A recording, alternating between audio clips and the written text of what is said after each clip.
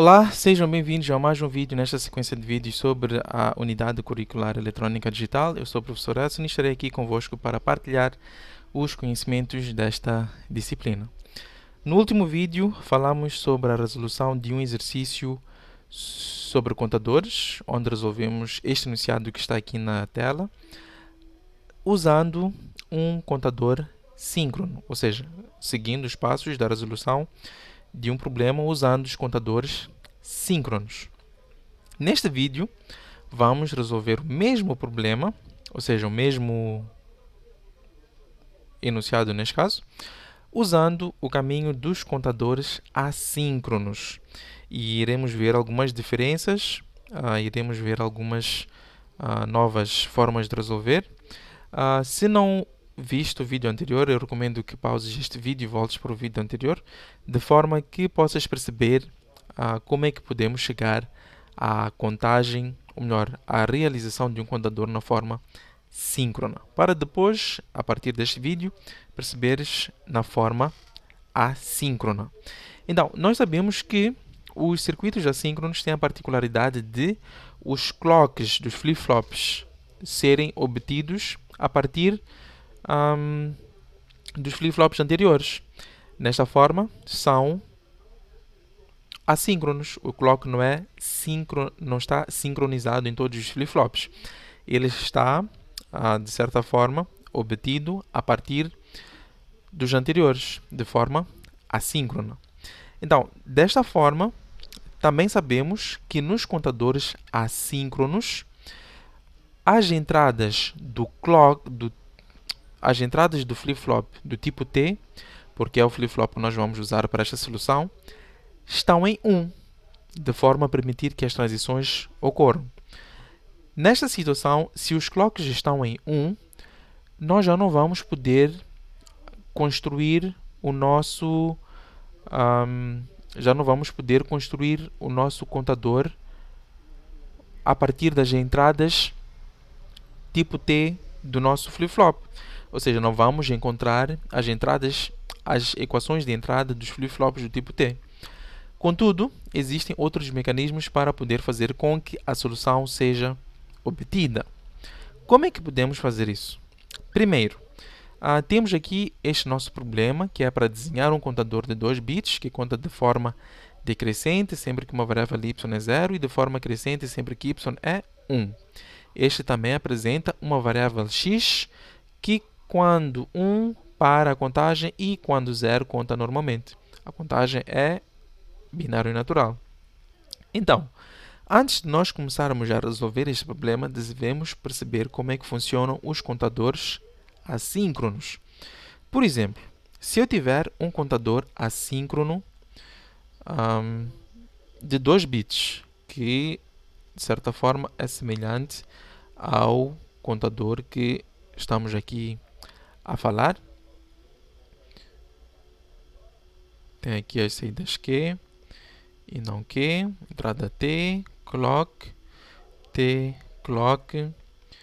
Então este seria o nosso flip-flop A para uma das variáveis e flip-flop B para a outra variável. Então, nós sabemos que nos contadores assíncronos, o primeiro flip-flop que recebe o clock é o flip-flop menos significativo. Então, por quê? Porque ele é o que vai estar sempre a transitar de estado. Depois, temos que os T's estão em nível lógico 1.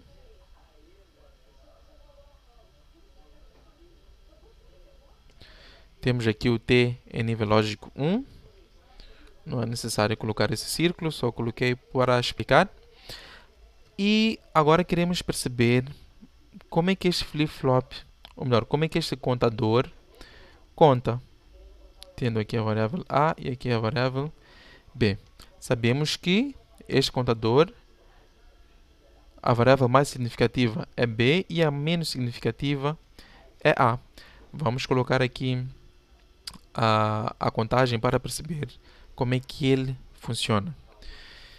Vamos tentar perceber olhando a como é que podem estar ligados os nossos clocks. Então, o primeiro flip-flop recebe o clock, quer dizer que este é o menos significativo. E o segundo, como é que vai receber o clock? Quais são as opções que nós temos de alimentar este clock do segundo? Segundo as regras, podemos alimentar usando o que negado ou o que não negado do flip-flop anterior. Ou seja, o flip-flop posterior recebe o clock do flip-flop anterior pelas saídas que ou não que. Mas o que acontece? Vamos supor que eu fiz esta ligação aqui. Liguei o clock posterior ao que não negado do flip-flop anterior. E B e A, vamos colocar aqui BA, este é B anterior e depois temos BA posterior. O que acontece quando nós damos uma transição ascendente a este clock, considerando que B e A anterior estavam em 00? Porque B e A anterior estavam em 00, quando nós temos uma transição positiva para este flip-flop, ele faz com que este flip-flop mude de estado. Daí, passa de 0 para 1. Então, o primeiro flip-flop passa de 0 para 1. Passou de 0 para 1. Só que o passar de 0 para 1 reflete o que do flip-flop A. O que acontece aqui? Desta forma, o passar de 0 para 1 faz com que o flip-flop B também sinta uma transição positiva, porque passamos de 0 para 1. 0 para 1 é uma transição ascendente. Neste caso, B passa para 1 também. Se nós colocarmos ou dermos mais um impulso do clock na nossa entrada do clock, o que acontece? Estamos neste momento a colocar o segundo impulso do clock e ver como é que este contador reage a este impulso. Conseguimos ver que no primeiro impulso passamos no estado 0 para 1. No segundo impulso, o nosso estado anterior passa a ser o estado posterior da linha anterior. Daí que temos 1. E se nós dermos o segundo impulso do clock, este flip-flop, porque está em 1, e sente a transição do ascendente do clock, passa para 0. Ou seja, A passa para 0. Desculpa, está aqui. A passa para 0 e B, porque sentiu uma transição descendente, ou seja, a anterior era 1, passou agora para 0. Temos a transição descendente e aqui não temos a influência do clock, ou seja, este flip-flop não reconhece esta transição. Desta forma que o B mantém no seu estado anterior. Se dermos mais um impulso do clock, só para confirmar a nossa sequência, agora passamos a ter 0 para o terceiro impulso do clock.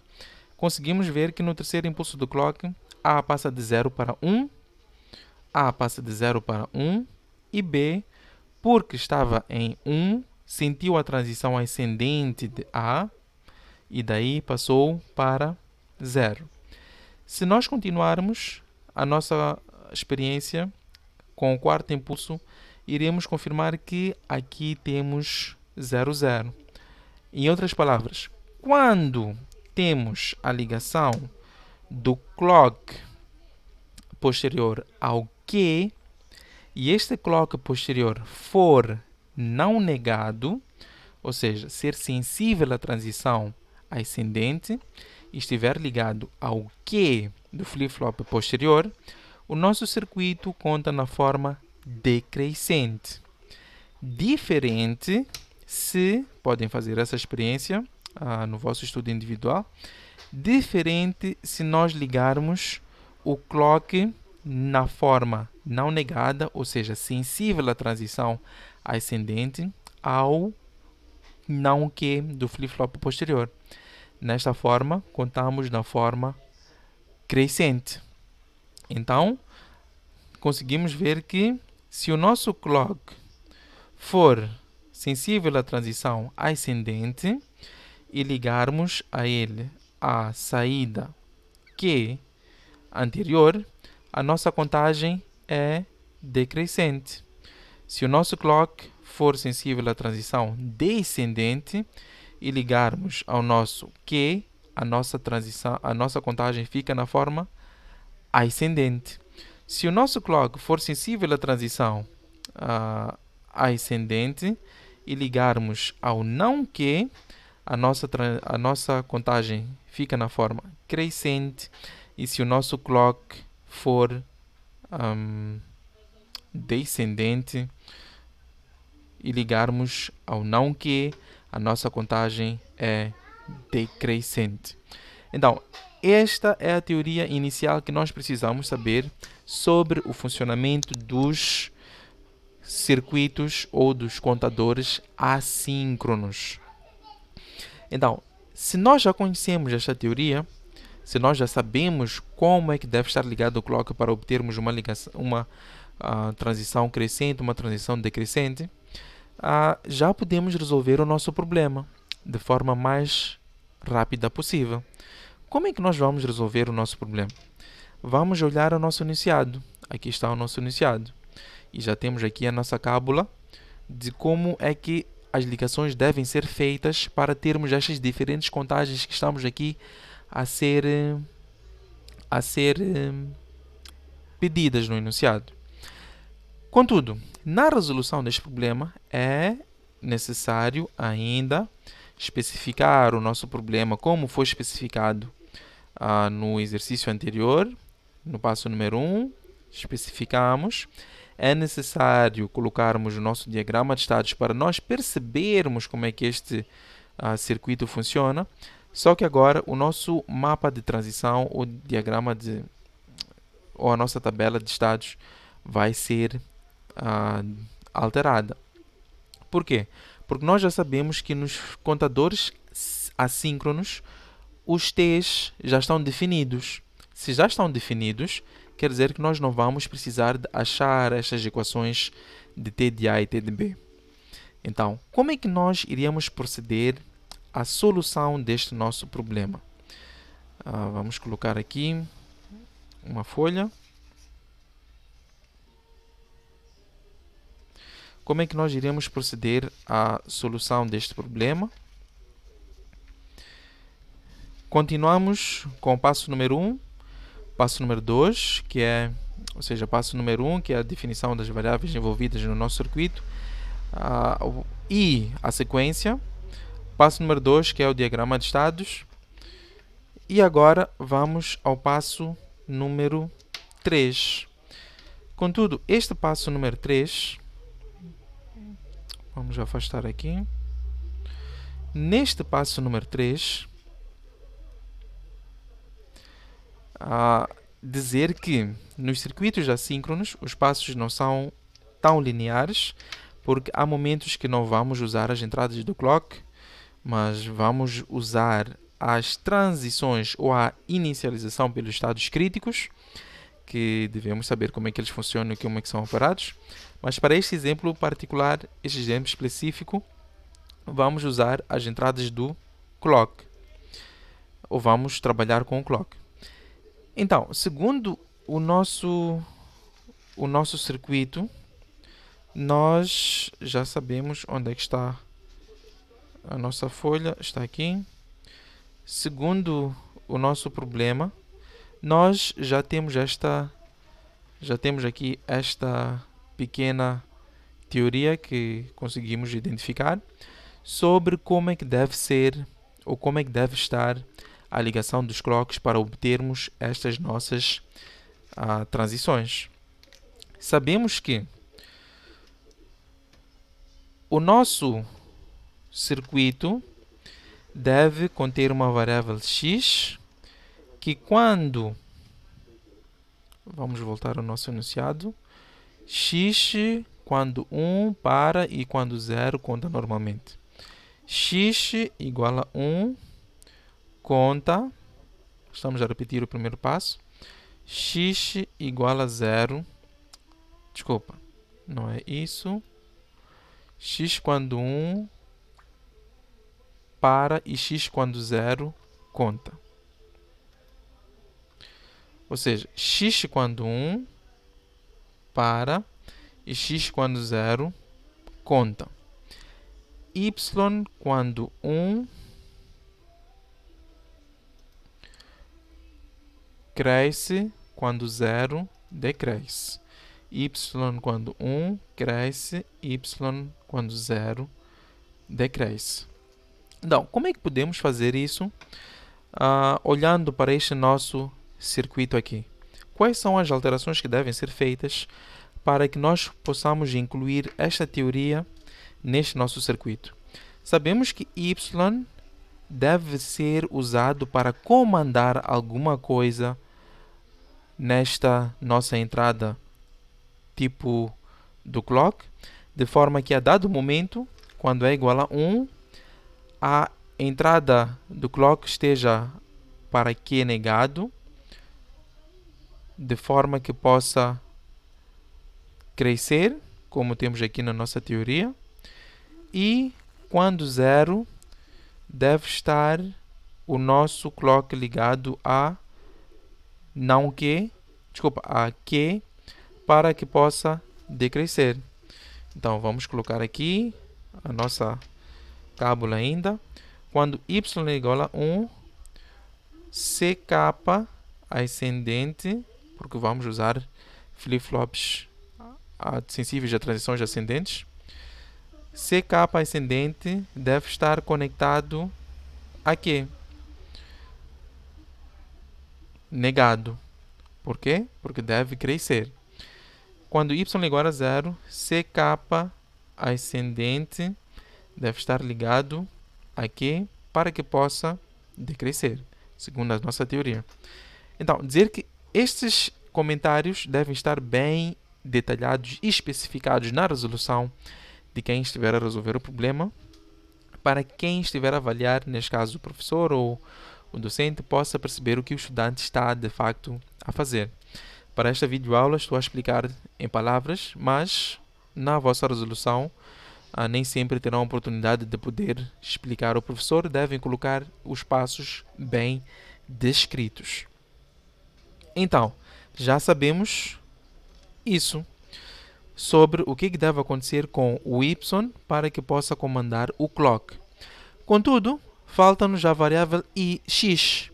A variável x diz que quando é igual a 1, para, quando não, conta. Então, como é que nós podemos manipular ou onde é que podemos usar esta variável neste nosso circuito, que é assíncrono? Podemos usar esta nossa variável no nosso circuito assíncrono comandando este clock. Por quê? Porque nós sabemos que este clock, se for interrompido, aqui, se nós interrompermos este clock, basta, não importa quantos pulsos nós darmos, o nosso circuito não vai contar, vai parar. Se nós estabelecermos esta ligação, o nosso circuito conta normalmente. Então, tendo tudo isto descrito, nós vamos dizer que vamos usar a variável y para comandar o nosso clock a partir de um elemento que pode comutar. Um elemento que pode comutar estas duas ligações de Q e não Q.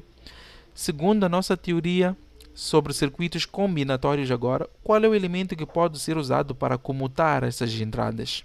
Ou melhor, para comutar essas saídas? Nós temos duas entradas que estão a concorrer ou estão a concorrer para uma... temos duas saídas que estão a concorrer para uma entrada.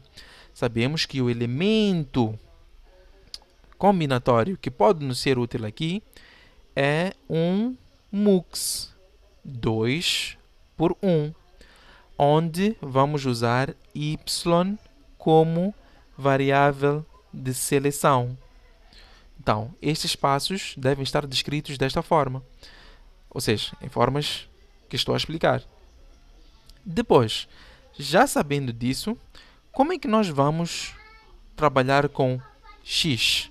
O nosso x deve funcionar como habilitador.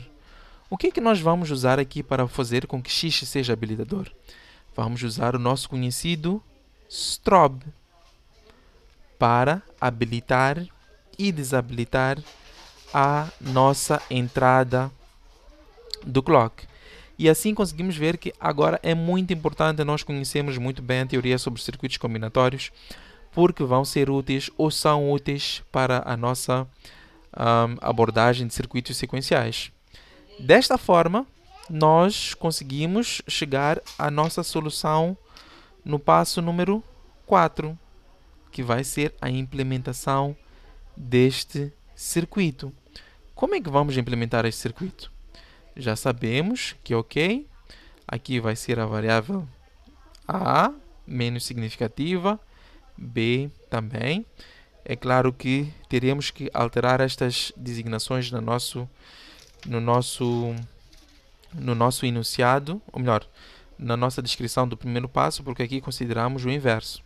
Então, porque agora estamos a trabalhar com circuitos assíncronos, devemos ter esse cuidado. Estas são as nossas entradas T, clock, Q, não Q, Q, não Q. Sabemos já que o T estará ligado a 1, como nós vimos anteriormente. Esta é a nossa saída de A. Esta é a nossa saída de B. E agora vamos trabalhar com o que nós falamos aqui em cima anteriormente.